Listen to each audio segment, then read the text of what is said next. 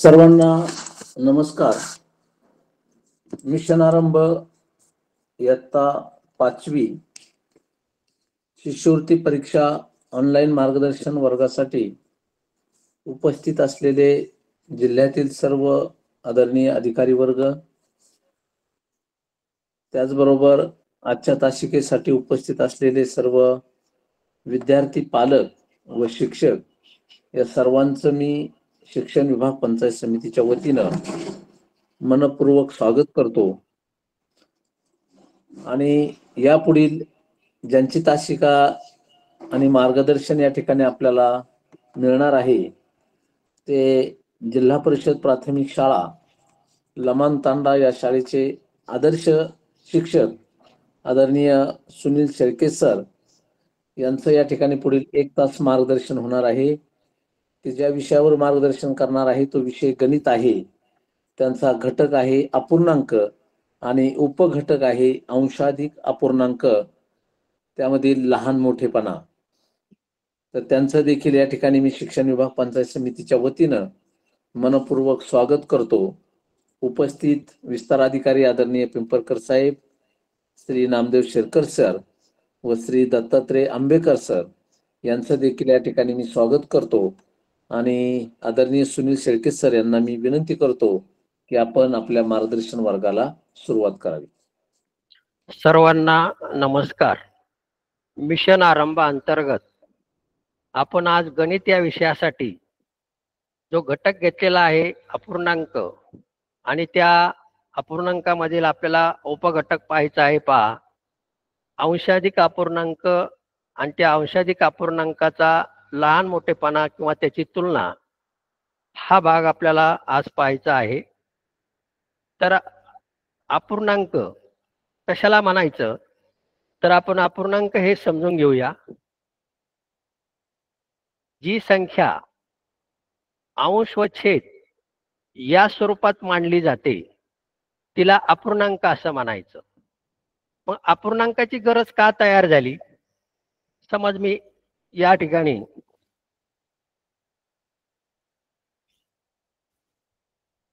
एक मांडलं तर ही पूर्णांक संख्या झाली. 2 मांडले, ही पूर्णांक संख्या तयार झाली. 3 मांडले, ही पूर्णांक संख्या तयार झाली. परंतु समज असा मी एक गोल काढला किंवा एक पूर्ण भाकरी घेतली, कारण भाकरीचा आकारही गोलच असतो, आणि त्या गोलाचे मी 2 भाग केले. 2 आणि त्या 2 भागापैकी जर एक भाग घेतला तर याची किंमत झाली 1/2, म्हणजेच 1/2. मग 1/2 ही जी संख्या आहे ही आपल्याला पूर्णांकामध्ये सांगता येत नाही. मग त्यासाठी आपल्याला त्या संख्येला अपूर्णांकामध्ये तिची मांडणी करावी लागते. अशा पद्धतीने अपूर्णांकिक संख्या जी आहे त्या संख्येचे वेगवेगळे प्रकार आहेत. त्याच्यामध्ये अपूर्णांकाचा अंशाधिक अपूर्णांक हा एक प्रकार आहे, छेदाधिक अपूर्णांक हा एक प्रकार आहे, पूर्णांकयुक्त अपूर्णांक हा एक प्रकार आहे, दशांश अपूर्णांक हा एक प्रकार आहे, व्यवहारी अपूर्णांक हा एक प्रकार आहे. या सगळ्यामधला आज आपण अपूर्णांकाचा जो प्रकार पाहणार आहोत, पहा, अंशाधिक अपूर्णांक. तर अंशाधिक अपूर्णांक कशाला म्हणायचं? मी तुमच्या समोर काही उदाहरणं मांडतो. पहा, मी एक अपूर्णांक घेतला,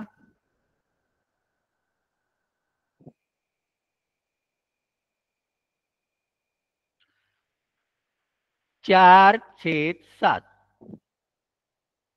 दुसरा एक अपूर्णांक घेतला, याला 7/4 असं मी मांडलं. तिसरा एक अपूर्णांक घेतला 11/3. असे वेगवेगळ्या प्रकारचे 3 अपूर्णांक मी या ठिकाणी मांडले आहेत. त्यामधला पहिला आहे 4/7 म्हणजे 4/7. दुसरा आहे 7/4 म्हणजे 7/4. आणि तिसरा आहे 11/3 म्हणजे 11/3. या अपूर्णांकाचं जर आपण निरीक्षण केलं तर पहिला अपूर्णांक जर आपण पाहिला तर या पहिल्या अपूर्णांकामध्ये अंश आहे 4 आणि छेद आहे 7. अंश 4 आणि छेद 7. अंश आणि छेद यांची जर आपण तुलना केली म्हणजे त्याच्यातला लहान मोठेपणा जर पाहिला तर अंश छेदापेक्षा लहान आहे, म्हणजे तो आहे छेदाधिक अपूर्णांक. दुसरा अपूर्णांक आपण पाहिला 7/4. अंश 7 आहे, छेद 4 आहे. अंश छेदापेक्षा मोठा आहे म्हणून याला म्हणायचं अंशाधिक अपूर्णांक. तिसरा अपूर्णांक आहे पहा 11/3. अंश 11 आहे, छेद 3 आहे. अंश छेदापेक्षा मोठा आहे म्हणून याला म्हणायचं अंशाधिक अपूर्णांक.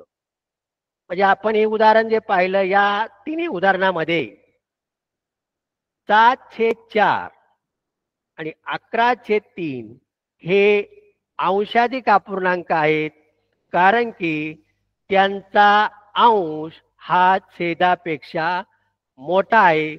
मग अंश हा छेदापेक्षा मोठा असेल तर अशा अपूर्णांकाला म्हणायचं अंशाधिक अपूर्णांक.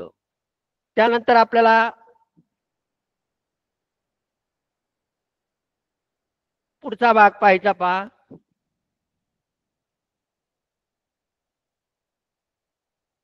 अंशाधिक अपूर्णांक तुलना.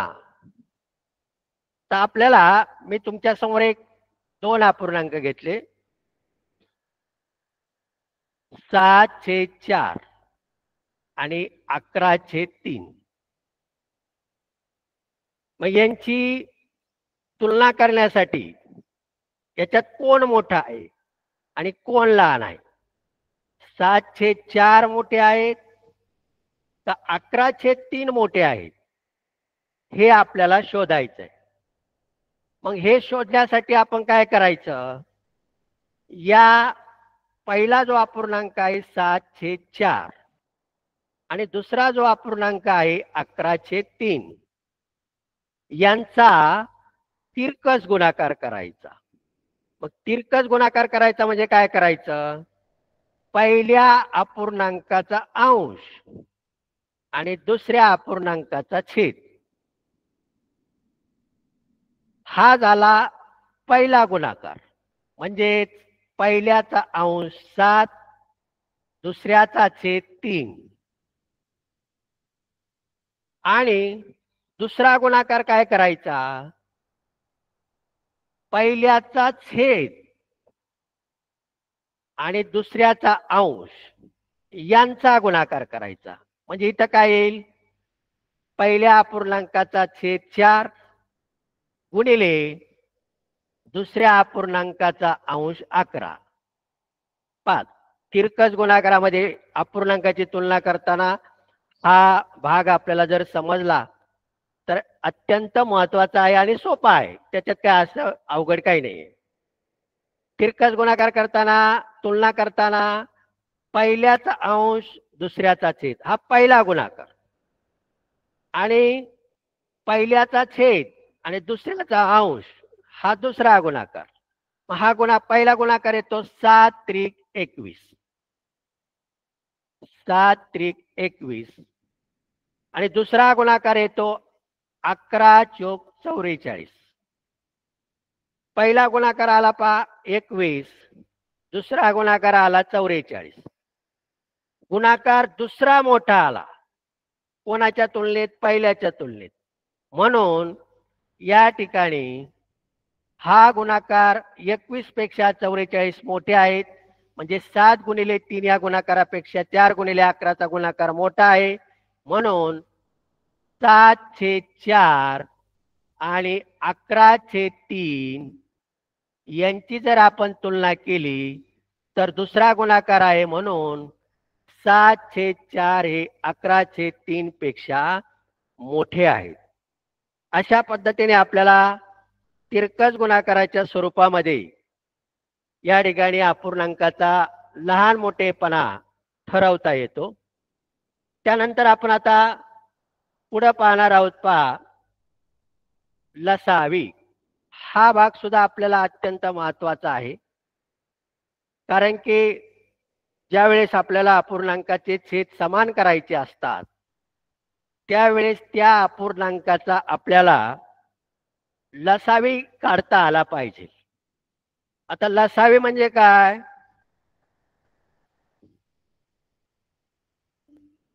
लसावी लसावी म्हणजे लघुत्तम साधारण विभाजक.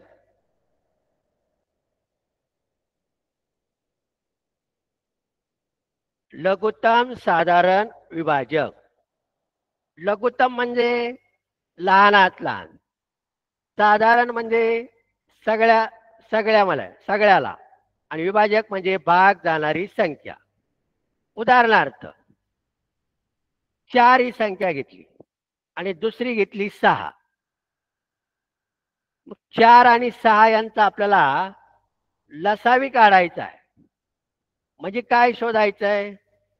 4 आणि 6 यांनी भाग जाणारी 4 आणि 6 यांनी भाग जाणारी लहानात लहान संख्या आपल्याला शोधायची आहे. आपण निरीक्षण करून सुद्धा या ठिकाणी आता लसावी सांगू शकतो की अशी एक संख्या की तिला 4ने भाग गेला पाहिजे आणि 6ने भाग गेला पाहिजे. मग 4 आणि 6 यांनी भाग जाणारी लहानात लहान संख्या आहे 12. म्हणजेच 4 आणि 6 यांचा लसावी झाला 12. आता तो लसावी काढण्याची जी भागाकार पद्धत आहे पहा, त्या भागाकार पद्धतीने आपल्याला तो लसावी काढता आला पाहिजे. या पद्धतीने आपल्याला ज्या संख्येचा लसावी काढायचा आहे त्या मांडून घेतल्या. यांना भाग जाणारी लहानात लहान संख्या 2. 2ने 4ला भाग दिल्यानंतर 2 दुणे 4. 2ने 6ला भाग दिल्यानंतर 2 त्रिक 6. आता इथे राहिले 2, इथे राहिले 3. 2 आणि 3 यांना 1 सोडून कोणत्याही संख्येने भाग जात नाही, कारण 2 आणि 3 या मूळ संख्या आहेत. म्हणून यांना स्वतंत्र भाग द्यायचा. सुरुवातीला 2ला दिला, 2ने 2ला भाग गेला 1चा, आणि हे 3 तसेच खाली लिहून घेतले. आता 3ला भाग दिला, 3 1 3. आपण ज्या संख्याने भाग दिलाय पहा, 2 गुणिले 2 गुणिले 3 यांचा गुणाकार करायचा. 3 दुणे 6 आणि 6 दुणे 12. म्हणजे हा झाला यांचा लसावी. म्हणजे 4 आणि 6 यांनी भाग जाणारी लहानात लहान संख्या आहे 12. आणखी आपण एक लसावी काढण्याचं उदाहरण पाहूया. आपण 3 6 आणि 9, 3 6 आणि 9 या संख्येने भाग जाणारी लहानात लहान संख्या आपल्याला शोधायची आहे. जर आपण केला तर त्या सरावाने आपल्याला पटकन ती संख्या सांगता येते. पहा, मग 3 6 आणि 9 यांनी भाग जाणारी संख्या जर आपण 9 घेतली, 9ला 3ने जातो, 9ने जातो, पण 6ने जात नाही, म्हणजे ती काय होत नाही. 12 घेतली, 12ला 3ने जातो, 6ने जातो, पण 9ने जात नाही. मग अशी संख्या कोणती आहे पहा, 18 आहे. म्हणजेच 3 6 आणि 9 यांचा लसावी येतो पहा 18. आता तोच आपण भागाकार पद्धतीने पाहूया. इथे 3 घेतले, 6 घेतले आणि 9 घेतले. 3 6 आणि 9 या तिन्हींना पण भाग जाणारी एक संख्या आहे, ती आहे 3. मग 3ने सगळ्याला भाग दिला, 3ला भाग दिला, 1चा गेला. 3ने 6ला भाग दिला, 2चा गेला. 3ने 9ला भाग दिला, 3चा गेला. आता इथं 1 राहिले, म्हणजे याचा प्रश्न संपला. आता 2 आणि 3 परत मग स्वतंत्र भाग द्यावा लागेल. 2ने 2ला दिला तर 1चा जातो. हे 3 तसेच लिहून घेतले. मग आता 3ने दिला, 3ने 3ला भाग दिला, 3 1 3. मग यांचा गुणाकार केला, 3 गुणिले 2 गुणिले 3 बरोबर 3 दुणे 6 आणि 6 त्रिक 18. म्हणजेच 3 6 आणि 9 यांनी भाग जाणारी लहानात लहान संख्या म्हणजे 3 6 आणि 9 यांचा लसावी झाला 18. आपल्याला लसावी कसा काढायचा ते आपण पाहिलं पाहता. त्यानंतर आपण पुढला भाग पाहणार आहोत, दशांश अपूर्णांकात रूपांतर. आपल्याला समज अपूर्णांक दिलेला आहे 4/2 आणि दुसरा एक अपूर्णांक दिलेला आहे 7/5. तिसरा एक अपूर्णांक आपण घेऊया 2/4. मग याचा आपल्याला दशांश चिन्हामध्ये रूपांतर करायचं आहे. मग दशांश चिन्हामध्ये रूपांतर करताना काय करायचं, दशांश चिन्हात रूपांतर करताना छेदाने अंशाला भाग द्यायचा. पहिला आपण उदाहरण पाहूया 4/2. छेद आहे 2 आणि अंश आहे 4. मग 2 आणि 4ला 2 दुणे 4 पूर्ण भाग जातोय. म्हणजे या ठिकाणी याचं उत्तर आलं 2. आता पुढे जर आपल्याला ही भागाकाराची क्रिया चालू ठेवायची असेल तर या 4 नंतर दशांश चिन्ह आहे आणि या 4 नंतर जे दशांश चिन्ह आहे त्या दशांश चिन्हानंतर 0 आहेत. किती आहेत? अनंत आहेत. 2 दुणे 4चा भाग आपण आधी दिला, वरून घेतला 0.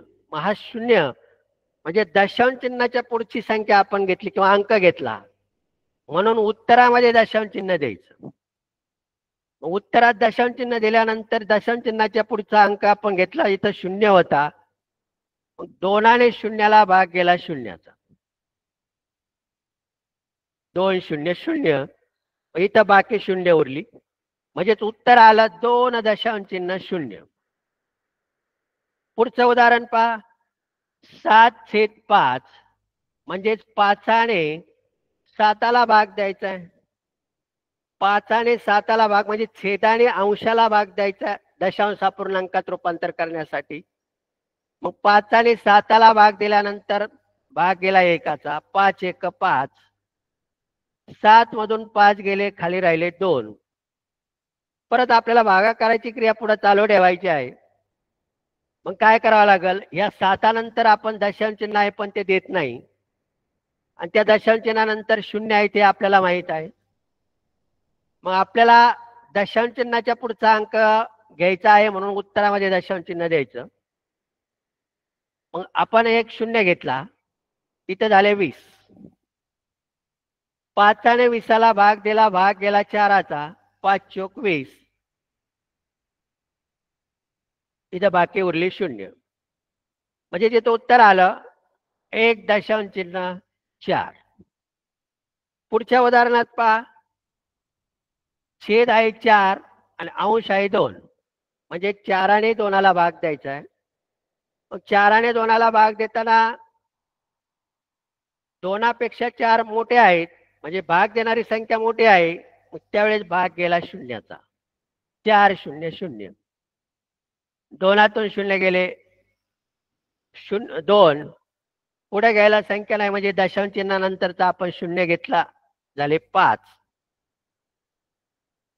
4ने 20ला भाग गेला, इथं दशांश चिन्ह उत्तरामध्ये आधी दिलं कारण दशांश चिन्हाच्या नंतरची संख्या आपण घेतली होती. 4ने 20ला भाग गेला 5चा, 4 5 20.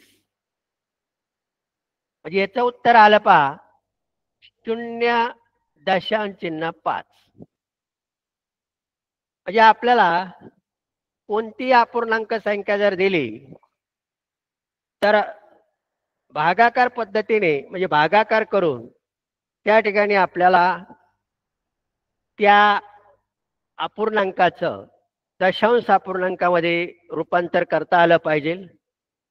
त्यानंतर आता आपण पुढचा भाग समजून घेणार आहोत. पहा, म्हणजे आपण आता उदाहरणच पाहणार आहोत. मग त्या उदाहरणामध्ये पहिलं उदाहरण पहा, तुमच्या समोर मी काय घेतलंय, अंशाधिक अपूर्णांकाचे उदाहरण घेत असताना त्याच्यामध्ये थोडस सेपरेशन केलेलं आहे. पहा, सेपरेशन काय केलंय, अंश समान असणारे अंशाधिक अपूर्णांक हा त्यातला पहिला भाग आपण घेतलाय. अपूर्णांक काय, 11/7, 11/5, 11/9, 11/8, 11/6 हे अपूर्णांक चढत्या क्रमाने लिहिल्यास मध्यभागी कोणता अपूर्णांक येईल. या सगळ्या अपूर्णांकाचं जर निरीक्षण केलं तर सगळ्यांचा अंश सारखा आहे, म्हणजे तो 11 आहे. छेद मात्र भिन्न आहेत, म्हणजे वेगवेगळे आहेत.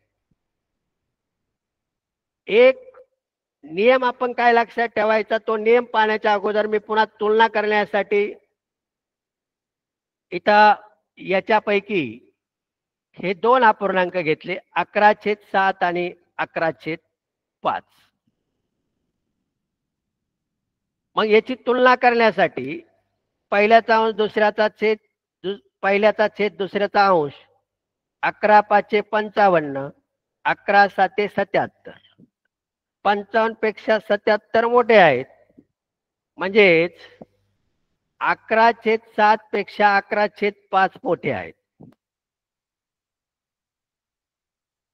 दुसरी एक जोडी आपण घेऊया, 11/8 आणि 11/6. याच्यात कोण मोठा आणि कोण लहान आहे.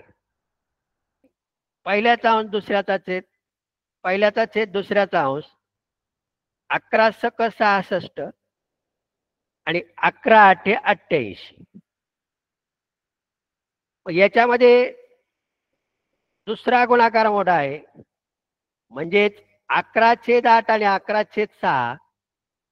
याच्यामध्ये 11/6 हे 11/8 पेक्षा मोठे आहे. हे का घेतलं होतं, याच्यातून आपल्याला काय पाहायचंय. पहा, अंश सारखे येतं. पहिला आपण हे पाहूया, 11/7 आणि 11/5 उदाहरण पाहूया. अंश सारखे होते, छेद भिन्न होते. याच्यामध्ये 11/5 हे मोठे आले 11/7 पेक्षा. इथं अंश सारखे होते, याचा 11/8 होता, 11/6 होता. मग तिरकस गुणाकार केल्यानंतर यांच्यातला लहान मोठेपणा पाहण्यासाठी 11/8 पेक्षा 11/6 मोठे आहेत. मग याच्यावरून आपण एक सिद्धांत काय तयार करायचा, की अंश सारखे असताना ज्या अपूर्णांकाचा छेद सगळ्यात लहान. आता याची आणखी एक तुलना करूया आपण. 11/5 मोठे आले आणि 11/6 इथं दुसऱ्यामध्ये मोठे आले. आता याच्यात मोठं कोण येतंय ते पाहूया. पुन्हा याचा तिरकस गुणाकार केला, 11×6 = 66 आणि 11×5 = 55. इथं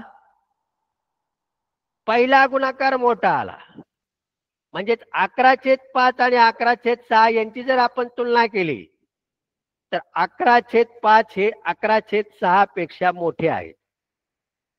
मग याच्यावरून आपण एक सिद्धांत किंवा नियम काय लक्षात ठेवायचा, की अंश सारखे असताना ज्या अपूर्णांकाचा छेद सगळ्यात लहान आहे तो सगळ्यात मोठा. आणि ज्याचा छेद सगळ्यात मोठा आहे तो होतो सगळ्यात लहान. मग याच्यानुसार जर आपण लक्षात ठेवलं तर जर आपण यांचा चढता क्रम लावला, चढता क्रम लावायचा म्हणजे सुरुवातीला आपल्याला सगळ्यात आधी लहान अपूर्णांक घ्यायचा. मग याच्यापैकी लहान कोण आहे? अंश सारखे येतं सर्वांचे, म्हणून ज्याचा छेद सगळ्यात मोठा तो लहान, म्हणून 11 छेद लहान हे सगळ्यात मोठे. 11 छेद 9 हे सगळ्यात लहान. त्याच्यापेक्षा मोठे 11 छेद 8. त्याच्यापेक्षा मोठा 11 छेद 7. त्याच्यापेक्षा मोठा 11 छेद 6 आणि सगळ्यात मोठा 11 छेद 5. मग आपल्याला यांचा हा झाला यांचा चढता क्रम. उतरता क्रम सांगितला तर उलट्या क्रमाने घ्यायचा. विचारलंय काय? मध्यभागी कोणता अपूर्णांक येईल. आता बुद्धिमत्तेचा भाग असेल किंवा गणितामध्ये अशा पद्धतीची उदाहरणं असतील, त्या उदाहरणामध्ये आपल्याला पुस्तक समोर असेल किंवा फळा समोर असेल, डावी बाजू आणि उजवी बाजू ही माहीत असली पाहिजे. ही झाली डावी बाजू आणि ही झाली उजवी बाजू. उजव्या हाताची उजवी बाजू, डाव्या हाताची डावी बाजू. मग मध्यभागी कोण येतं? सगळे 5 येतं. इकडून एक धरला, इकडून एक धरला, इकडून एक धरला, इकडून एक धरला. मध्यभागी येतं 11 छेद 7. मग या उदाहरणामध्ये चढत्या क्रमाने मांडणी केल्यास मध्यभागी आलेला अपूर्णांक आहे 11 छेद 7. म्हणजेच त्याचं उत्तर झालं पर्याय क्रमांक 1. हा झाला या अपूर्णांकामधला मध्यभागी येणारा अपूर्णांक. त्यानंतर आपण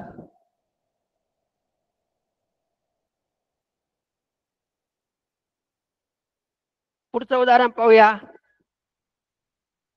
119 छेद 19, 119 छेद 21 आणि इथे 119च आहेत. 119 छेद 17 आणि 119 छेद 25 हे अपूर्णांक उतरत्या क्रमाने कसे लिहाल? या सगळ्या अपूर्णांकाचा अंश सारखाच आहे, तो 119 आहे आणि छेद मात्र वेगवेगळे आहेत. मग आपण आधी जो नियम पाहिला होता त्या नियमानुसार या 119 छेद 19, 119 छेद 21, 119 छेद 17 आणि 119 छेद 25 सगळ्यात लहान ज्याचा छेद मोठा म्हणजे 119 छेद 25 सगळ्यात लहान, आणि सगळ्यात मोठा ज्याचा छेद लहान तो सगळ्यात मोठा म्हणजे 119 छेद 17 हा सगळ्यात मोठा.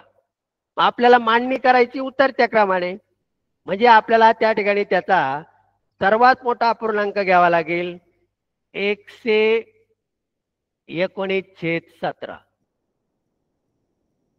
मग याच्यापेक्षा लहान 119 छेद 19, याच्यापेक्षा लहान 119 छेद 21 आणि सर्वात लहान 119 छेद 25. म्हणजे या अपूर्णांकाची उतरत्या क्रमाने मांडणी केली असता 119 छेद 17, 119 छेद 19, 119 छेद 21 आणि 119 छेद 25 ही झाली या अपूर्णांकाची उतरत्या क्रमाने केलेली मांडणी. पुढलं उदाहरण आपल्याला पाहायचं पहा.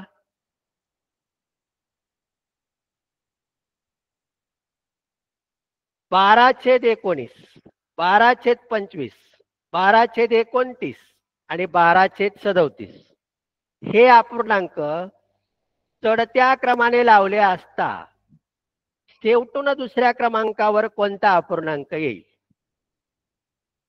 या अपूर्णांकामध्ये पहा, याचे अंश सारखे आहेत आणि छेद मात्र भिन्न भिन्न आहेत. आता डायरेक्ट आपल्याला याचा चढता क्रम लिहिता येईल पहा. मग यांचा चढता क्रम लिहिण्यासाठी काय करायचं, सगळ्यात लहान आधी घ्यायचा. अंश सारखे असताना ज्याचा छेद मोठा असेल तो सगळ्यात लहान होईल. म्हणजे 12/37 हे सगळ्यात लहान. 12/37 पेक्षा मोठे 12/29. 12/29 पेक्षा मोठे 12/25 आणि सगळ्यात मोठं 12/19. म्हणजे अपूर्णांकाची चढत्या क्रमाने असेल किंवा उतरत्या क्रमाने असेल, मांडणी आपल्याला करता आल्यानंतर आता पुढे काय विचारलंय, शेवटून दुसऱ्या क्रमांकावर, शेवटून सुरुवातीला म्हटलं तर 12/37 आणि शेवटचा म्हटलं तर 12/19, परंतु शेवटून दुसरा 12/19 पहिले आणि 12/25 दुसरा, म्हणजे याचं उत्तर झालं 12/25. म्हणजेच या प्रश्नाचं उत्तर झालं पर्याय क्रमांक 2, 12/25. पुढचं उदाहरण आपण पाहूया.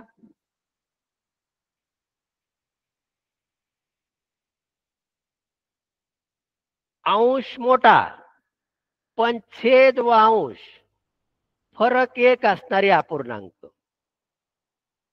त्यातला आपण म्हणजे हा अंशाधिक अपूर्णांकामधला आणखी एक वेगळा प्रकार आपण लक्षात ठेवायचा आहे. त्यातलं हे उदाहरण पहा. पुढील पैकी सर्वात लहान अपूर्णांक कोणता? उदाहरण काय पहा, 7/6, 5/4, 9/8 आणि 6/5. या अपूर्णांकातला सर्वात लहान अपूर्णांक आपल्याला शोधायचा आहे. ज्यावेळेस आपली दोन अपूर्णांकातला लहान मोठेपणा ठरवताना जंबल होईल, म्हणजे आपल्याला वाटेल की कोणता हुआ नेमका, तर सरळ काय करायचं, आपण तिरकस गुणाकाराचं सूत्र वापरायचं. तर तिरकस गुणाकाराचं सूत्र वापरण्याच्या अगोदर आपण काय करूया पहा, ह्या प्रत्येक अपूर्णांकाचं जर निरीक्षण केलं तर याच्यामध्ये हे सगळे अंशाधिक आहेत. प्रत्येकाचा अंश छेदापेक्षा मोठा आहे. परंतु याच्यामध्ये आणखी एक गंमत आहे. काय गंमत आहे? प्रत्येकाचा अंश हा, पाहिलं 7 आहेत, इथं 6 आहेत. प्रत्येकाचा अंश हा छेदापेक्षा 1 ने मोठा आहे. 7 - 6 1, 5 - 4 1, 9 - 8 1, 6 - 5 1. सगळ्यांचे अंश छेदापेक्षा मोठे आहेत म्हणून तो अंशाधिक झाला. आणि अंश आणि छेद यांचा फरक म्हणजे त्यांची वजाबाकी 1 आली. म्हणून आपण यांना म्हणायचं अंश मोठा पण छेद व अंश फरक 1 असणारे अपूर्णांक. आता याच्यामध्ये लहान कोण आणि मोठं कोण हे कसं ठरवायचं पहा. त्यासाठी मी तिरकस गुणाकारासाठी 2 अपूर्णांक बाजूला घेतले, 7/6 आणि 5/4. तिरकस गुणाकार जर केला तर 6 × 4 = 24 आणि 6 × 5 = 30. मोठा आलं 5/4. दुसरे घेतले पहा, 9/8 आणि 6/5. तिरकस गुणाकार केला, 9 × 5 = 45, 8 × 6 = 48. हे मोठे आले. म्हणजे या अपूर्णांकात जर आपण पाहिलं तर आपल्या एक गोष्ट लक्षात येते पहा, त्यांची तुलना करताना ज्याचा छेद आपल्याला मोठा वाटतो, अंश आणि छेदातला फरक 1 आहे, पण ज्याचा छेद आपल्याला मोठा वाटतो तो असतो लहान, आणि ज्याचा छेद लहान वाटतो तो असतो मोठा. आता इथं पुन्हा आपण पाहूया 6/5 आणि 5/4 याची तुलना करूया. 6 चौक 24, 5 5 25. इथं मोठं कोण आलं? इथं मोठा आला 5/4. मग याच्यावरून आपण अशा पद्धतीचं उदाहरण जर आपल्याला परीक्षेत आलं तर आपण काय करतो?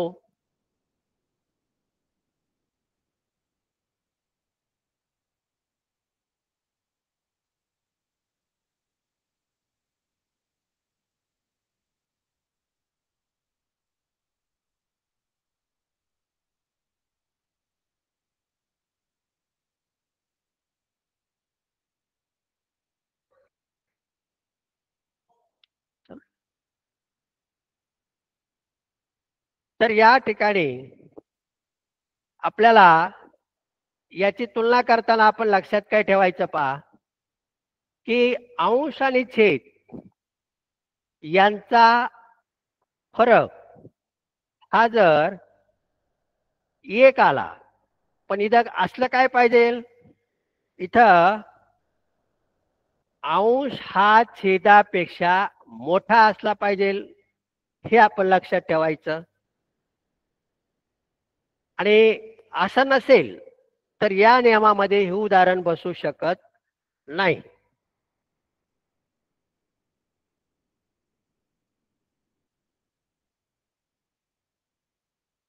मग याच्यामध्ये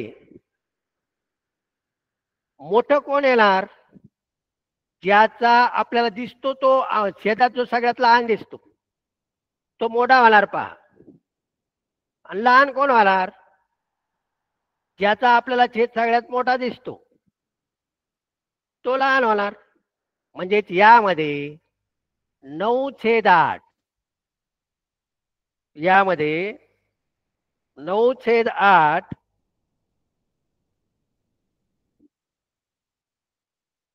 हा काय झाला? सगळ्यात लहान झाला. हा सर्वात लहान अपूर्णांक झाला. आपण याच्यासाठी पद्धत काय वापरतो पहा. याच्यासाठी आपण पद्धत वापरतो दशांश अपूर्णांकाची पद्धत. आणि त्या दशांश अपूर्णांकाच्या पद्धतीमध्ये आपला बराचसा वेळ जातो, आणि वेळ गेल्यामुळे आपल्याला हे उदाहरण एक सगळं करण्यासाठी 5 मिनिटं तरी जातात.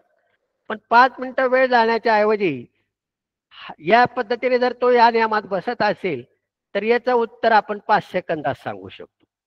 म्हणून आपण त्या ठिकाणी अशा पद्धतीने अपूर्णांक लक्षात ठेवायला पाहिजे की त्याच्यातून आपल्याला त्याच्यातला लहान मोठेपणा सांगता येईल.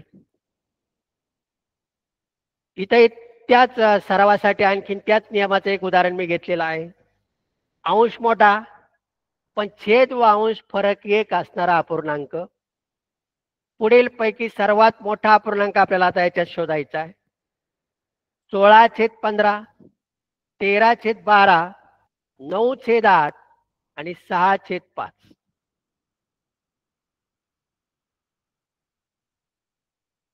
16/15, 13/12, 9/8 आणि 6/5.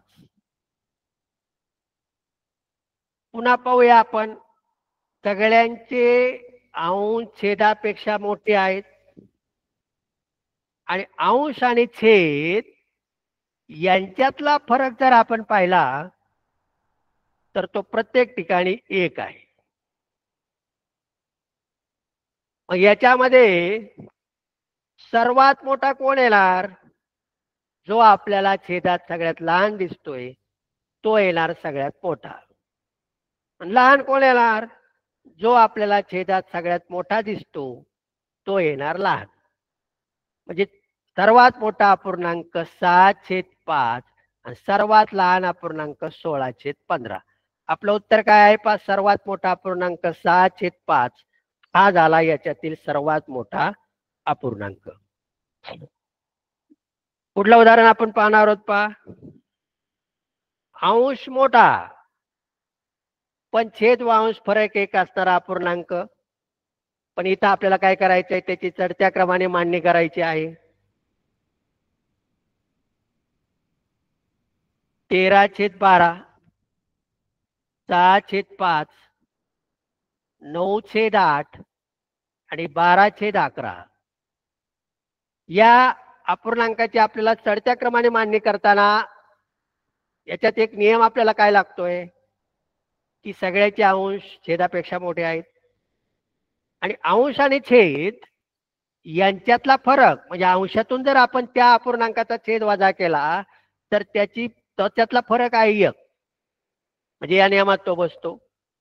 मग आपल्याला यांचा काय करायचा आहे, चढता क्रम लिहायचा आहे. पहा काय लिहायचा आहे, चढता क्रम. मग चढता क्रम लिहायचा म्हणजे काय करायचं, आधी आपण सर्वात लहान अपूर्णांक लिहायचा. मग या नियमामध्ये सगळ्यात लहान कोण, आपल्याला सगळ्यात छेद मोठा दिसतोय 12, म्हणजे 13/12 हा सगळ्यात लहान. 13/12 पेक्षा मोठं कोण, 12/11. 12/11 पेक्षा मोठं कोण, 9/8 आणि 9/8 पेक्षा मोठं कोण, 6/5. म्हणजे यामध्ये हे अपूर्णांक या पद्धतीने आपण त्यांचा चढता क्रम लिहिला. 13/12, 12/11, 9/8, 6/5. पर्यायामध्ये पाहताना जिथं यापैकी जो पर्याय असेल तो आपण निवडायचा आहे. पुढच्या उदाहरणाकडे आपण जाणार आहोत. पहा पुढल्या उदाहरणाकडे जाताना अंश व छेद समान फरक असणारे अपूर्णांक. आतापर्यंत आपण पाहिलं होतं अंश आणि छेद यांच्यातला फरक एक होता, पण आता आपल्याला समान फरक असलेले पाहिजेत. पहा 18/14, 24/10, 24/20, 6/2 आणि 96/92.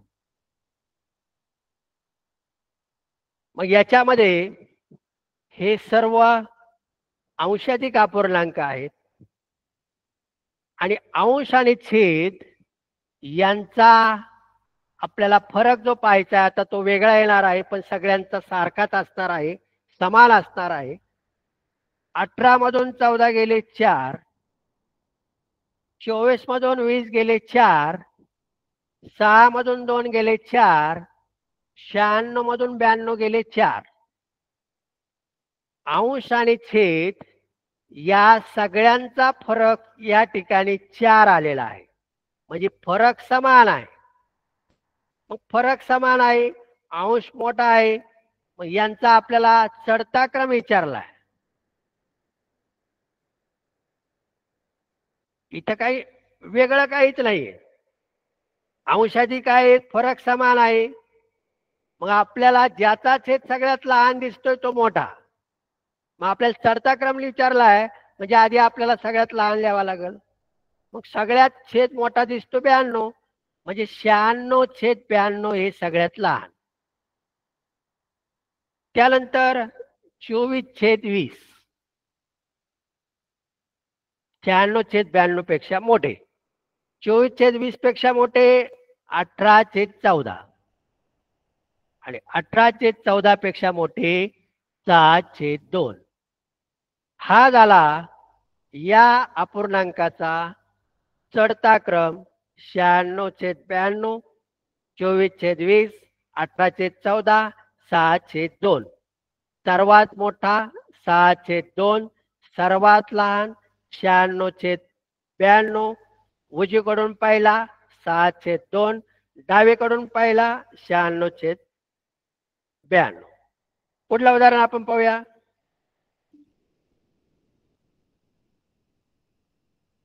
याच पद्धतीचा आहे, अंश व छेद समान फरक असणारे अपूर्णांक.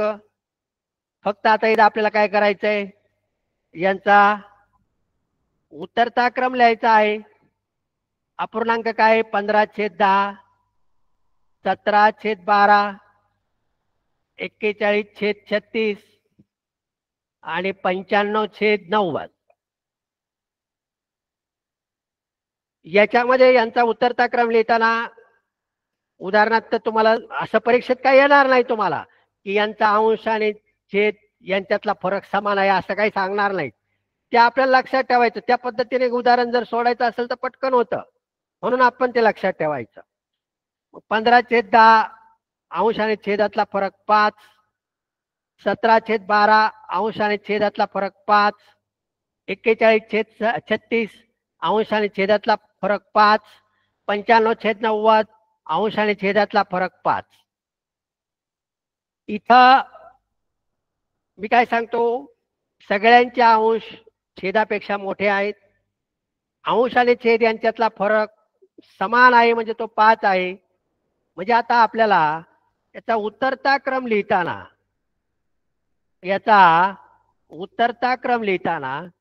उतरता क्रम लिहायचा म्हणजे आधी सगळ्यात मोठा घ्यावा लागेल.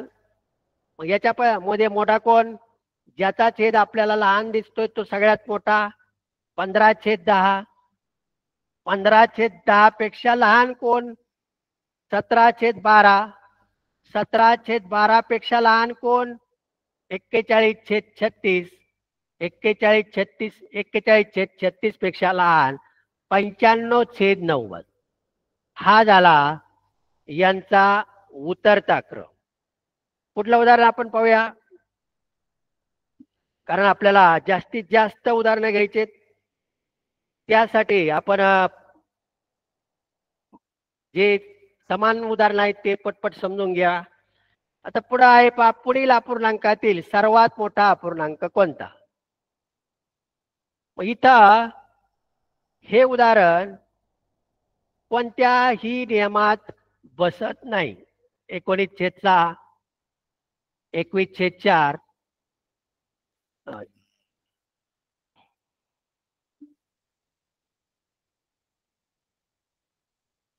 21/4, 12/5 आणि 21/5.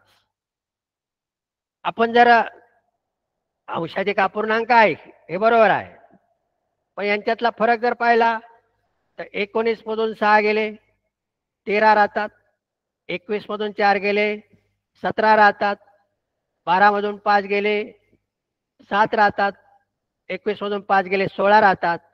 फरक काय यांचा समान नाही. मग अशा पद्धतीचं उदाहरण असेल तर ते उदाहरण सोडवण्यासाठी आपल्याला काय करावं लागतं पहा. अशा उदाहरणासाठी आपल्याला एक तर दशांश अपूर्णांक ही पद्धत वापरावं लागेल, किंवा त्याच्यापेक्षा सोपं आणखीन कसं करायचं पहा. पहिले दोन घेतले 19/6 आणि 21/4 यांच्यात तुलना केली. दुसरा घेतला 12/5 आणि 21/5 यांच्यात तुलना केली. 19 आणि 4चा गुणाकार 4×9 = 36, 4×1 = 7 आणि 21 × 6चा गुणाकार 126. म्हणजे त्याच्यामध्ये मोठं कोण आलं, 21/4. याची तुलना करूया. 12×5 = 60, दुसरा गुणाकार 21/5 = 105. याच्यात मोठं कोण आलं, 105 म्हणजे 21/5. मग तुलना करून आपण याच्यातले मोठे बाजूला काढले. आपल्याला शोधायचं आहे काय, फक्त मोठा अपूर्णांक शोधायचा आहे. पहिल्या याच्यामध्ये मोठा कोण आलता, 21/4 आणि दुसऱ्या याच्यामध्ये मोठा कोण आलता, 21/5. आता काही न करता आपल्याला सांगता येईल की या ठिकाणी 21/4 मोठे आहेत, कारण अंश सारखे येतं. मग ज्याचा छेद लहान तो मोठा येतो का नाही पाहूया आपण. पुन्हा तिरकस गुणाकार करूया. 21 × 5 आणि 21 × 4. पहिला गुणाकार आला 105, दुसरा गुणाकार आला 84. म्हणजेच 21/4 हे मोठे झाले. याच्यापैकी सर्वात मोठा अपूर्णांक कोण आला, 21/4, पर्याय क्रमांक 2. म्हणजे या पद्धतीने आपण हे उदाहरण जर सोडवलं तर पटकन आपल्याला उत्तरही मिळतंय. सगळ्यात मोठा अपूर्णांक आहे आपल्याला शोधता आला, सर्वात लहान आहे त्या पद्धतीने शोधता येईल. पाहूया आणखी उदाहरण आपण.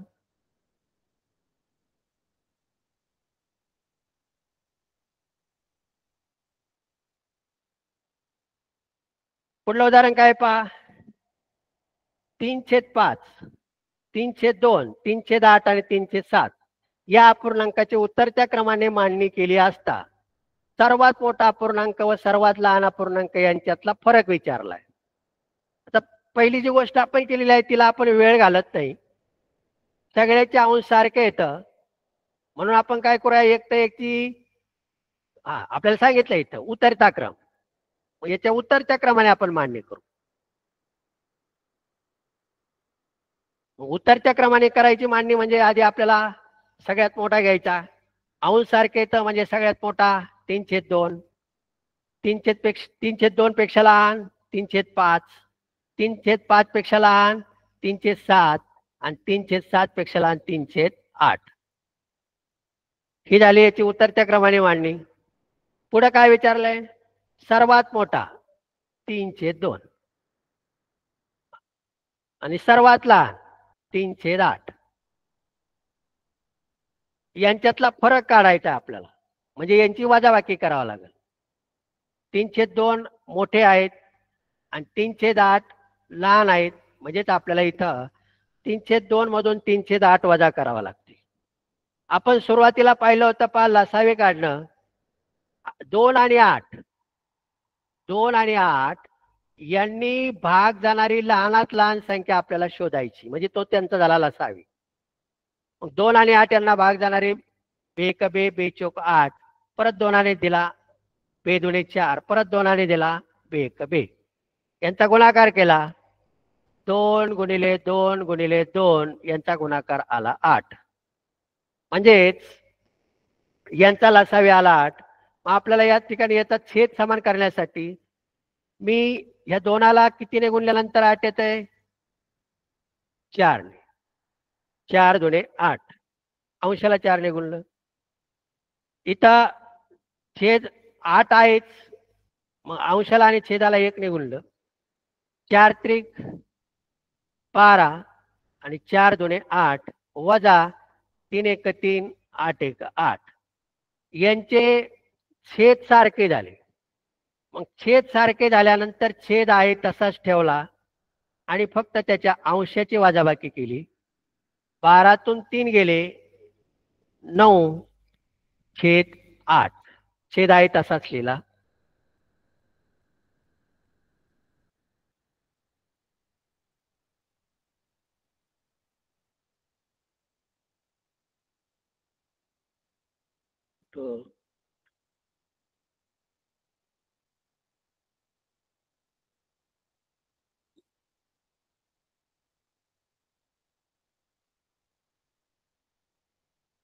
पहा परत आपण उदाहरण पाहूया. या अपूर्णांकाचे उतरत्या क्रमाने मांडणी केले असता सर्वात मोठा अपूर्णांक व सर्वात लहान अपूर्णांक याच्यातला फरक उतरत्या क्रमाने मांडणी केल्यावर 3/2, 3/5, 3/7, 3/8 ही झाली याची उतरत्या क्रमाने मांडणी. सर्वात मोठा 3/2 आणि सर्वात लहान 3/8. मग या ठिकाणी आपण छेद समान केला, छेद समान केल्यानंतर छेदाचा लसावी आला 8. पहिल्या याच्यामध्ये अंशाला आणि छेदाला 4 ने गुणलं, 4 त्रिक 12, 4 दुणे 8 आणि याचा गुणाकार आला 3 1 3 8 1 8. अंशाची वजाबाकी केली, 12तून 3 गेले, छेद आहे तसाच लिहिला 8. 12तून 3 8 गेल्यानंतर या ठिकाणी 9 राहिले, 9/8. पण आपलं काय झालं पहा, 9/8 हे उत्तर आपल्याला इथं कुठं दिसलंच नाही. मग आपण गेलो गोंधळून, पण याचं उत्तर याच्यामध्ये आहे. म्हणजे उदाहरणामध्ये काय होतं पहा, हे उदाहरण तुम्हाला परत समजून काय सांगितलं की उत्तर आलं, पण तुम्ही म्हणता की उत्तर आपलं नाही येतं. मग इथं काय करायचं, आपण या ठिकाणी जर अंशाला आणि छेदाला जर 2 ने गुणलं, म्हणजे आपण जर त्या ठिकाणी त्याचा सममूल्य अपूर्णांक जर मिळवला, 9 दुणे 18 आणि 8 दुणे 16. पर्यायामध्ये आपलं हे उत्तर आहे पहा 18/16. म्हणजे पर्याय क्रमांक 1 हे झालं त्याचं उत्तर. म्हणजे कधी कधी आपल्याला उत्तर येत असूनही थोड्याशा मिस्टेकमुळं असं आपण जर गुंतून राहिलो तर आपलं उत्तर चुकू शकतो. मग आपण काहीतरी एक मांडून देतो. पण काहीतरी एक मांडण्यापेक्षा त्याचं उत्तर काय आहे हे आपल्याला समजणं महत्वाचं आहे. पुढचं उदाहरण आपण पाहूया. चौकोनाच्या जागी कोणते चिन्ह येईल? तर चौकोनाच्या जागी कोणतं चिन्ह येईल आपल्याला पाहायचंय. 17/8 आणि 23/6. 17/8 आणि 23/6. चौकोनाच्या जागेच्या पेक्षा मोठा, च्यापेक्षा लहान, बरोबर आणि बरोबर नाही असं आपल्याला पाहायचंय. मग याच्यात तिरकस गुणाकार जर आपण केला तर 17 × 6 8 × 23. मग याच्यामध्ये तिरकस गुणाकारात 6 7 42 2 4 4 6 1 6 6 4 10 आणि दुसरा गुणाकार आला 8 त्रिक 24 4 2 8 2 16 17 18. म्हणजेच 102 पेक्षा 184 मोठे आहेत. दुसरा गुणाकार मोठा आला अपूर्णांकाच्या तुलनेच्या याच्यानुसार. 17/8 पेक्षा 23/6 मोठे आहेत. म्हणून या ठिकाणी या पद्धतीचं चिन्ह येईल आणि हे चिन्ह आहे पर्याय क्रमांक 2 मध्ये. आपल्याला जाता जाता आणखीन एक भाग पाहायचा आहे पहा की तो अत्यंत सोपा आहे परंतु तो राहून जातो. पटकन आपल्याला तो समजून घ्यायचा आहे. वेळेच्या अभावामुळे आपण थोडंसं पुढचं उदाहरण घेऊया. दरम्यानचा अपूर्णांक काढणे. एकदम सोपी पद्धत आहे पहा दरम्यानचा अपूर्णांक काढण्यासाठी. आणि हे आपण त्याला जर त्या उदाहरणाला समजून घेतलं तर ते आपल्याला एकदम सोपं जाणार आहे. दरम्यानचा अपूर्णांक काढण्यासाठी मी या ठिकाणी 2 अपूर्णांक घेतलेत 7/3 आणि 11/8. यामध्ये आपल्याला 7/3 आणि 11/8 याच्या मधला अपूर्णांक कोणता आहे? म्हणजे उदाहरणार्थ काय पहा 5 घेतले आणि मी 7 घेतली. मग 5 आणि 7 याच्या दरम्यानची संख्या काय येते? 6 येते. ही झाली 5 आणि 7च्या दरम्यानची संख्या. पण अपूर्णांकामध्ये काय आपल्याला असं पटकन सांगता येणार नाही. मग दरम्यानचा अपूर्णांक शोधण्यासाठी तुम्हाला पहा एक उदाहरण मी सांगतो. सगळ्यांना परिचित आहे पहा 1/4 म्हणजे पावभाग आणि दुसरं 3/4 म्हणजेच पाऊण भाग. 1/4 म्हणजे या काय वस्तूचे 4 भाग करून 1 घेतला पावभाग. 3/4 म्हणजे पाऊण. हे आपल्याला आपल्या ज्ञानाने आपल्याला हे माहित आहे की एक पाव आणि पाऊण, पाव आणि पाऊण याच्यामध्ये कोण येतोय? अर्धा येतोय. म्हणजे 1/2 येतोय. मग तो कसा काढायचा पहा पद्धतीने. काय करायचं? दरम्यानचा अपूर्णांक काढताना समज आता 1/4 आणि 3/4च्या दरम्यानचा अपूर्णांक आपल्याला काढायचा आहे. अंशस्थानी अंशाची बेरीज करायची आणि छेदस्थानी छेदाची बेरीज करायची. 1 आणि 3 हे अंशस्थानी बेरीज, छेदाची बेरीज 4/4 छेदाची बेरीज, अंशाची बेरीज आली 4 आणि छेदाची बेरीज आली 8 म्हणजे 4/8. अतिसंक्षिप्त रूप जर दिलं तर 4 × 4 4 2 8 म्हणजे 1/2 म्हणजे अर्धा. तो झाला याच्या दरम्यानचा अपूर्णांक. म्हणजे आपण उदाहरणाने आपल्याला हे माहित आहे की पाव आणि पाऊणच्या मधला अर्धा आहे म्हणून आपण ते या ठिकाणी समजून घेतलं. मग हीच पद्धत या ठिकाणी याला लावायची. 7/3 आणि 11/8 याच्या दरम्यानचा अपूर्णांक काढण्यासाठी काय करायचं? अंशाची बेरीज करायची म्हणजे 7 अधिक 11 आणि छेदाची बेरीज करायची 3 अधिक 8.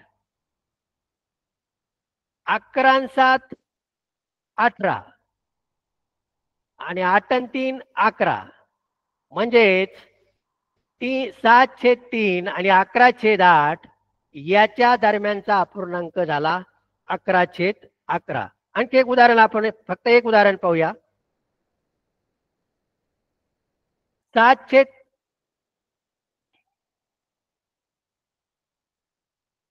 1/2 आणि 1/3 याच्या दरम्यानचा अपूर्णांक आपल्याला पाहायचा. अंश आधी अंशाची अंशस्थानी बेरीज, छेदाची छेदस्थानी बेरीज.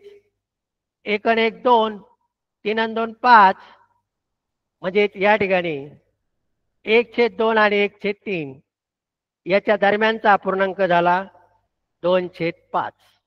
म्हणजे या पद्धतीने आपण अगदी सहज आपल्याला दोन अपूर्णांकाच्या दरम्यानचा अपूर्णांक शोधता येतो. या ठिकाणी आज आपण थांबूया. आपली वेळ संपली आहे, तर मी या ठिकाणी थांबतो. धन्यवाद. धन्यवाद आदरणीय शेळके सर. या ठिकाणी गेल्या